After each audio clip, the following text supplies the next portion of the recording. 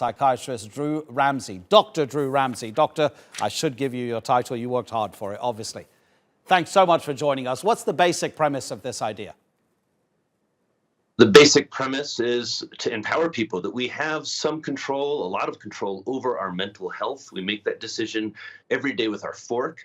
And we know via the latest science that there are certain foods, certain nutrients that make a bigger difference when it comes to depression and anxiety. So the book is all about helping people get more of those foods on their plate. So which foods are particularly good for our mental health? Well, that really starts with you. I'd want to ask you a little bit about some of your favorite fruits and vegetables and foods that you think support your mental health, because unlike other diet plans, eating for mental health, we call this nutritional psychiatry, is really about moving beyond, transcending, we could say, all of the diet advice and really getting to the most important part of food, which is feeding our brains, the most important part of us as humans.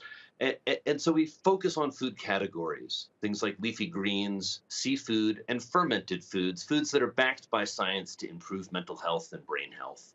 Okay, but presumably that has to be part of an overall balanced diet. You can't just concentrate on, say, oily fish all the time. We know that oily fish has omega-3 and that's good for our brains, right? We have to obviously mix it with everything else. So where do we find the balance?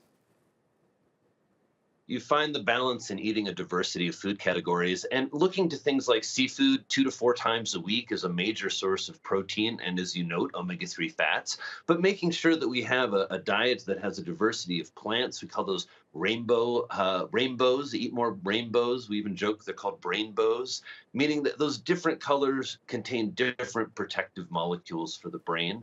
And of course, as you know, keeping it fun, keeping it tasty, that's a really important part of sustaining a healthy diet. If you were to pick one particular national cuisine that you think would benefit our mental health the most, would you be able to point to one? I mean, I'm thinking particularly the Mediterranean and the Italian diet, which has always been put up as possibly one of the most healthy in the world. Well, certainly looking at a certain type of cuisine, what stands out in the data are traditional diets. And so whether it's a Mediterranean diet or a Turkish diet or a Japanese diet, the evil culprit that has crept into our food and really is now, through the data we understand, impacting our mental health as well as our physical health, really has been highly processed foods. And so if you're leaning towards a traditional diet, it doesn't have to be a Mediterranean diet. It could be an Indian diet. It needs to consist, though, of non-processed foods. The Mediterranean diet, of course, gets a lot of news.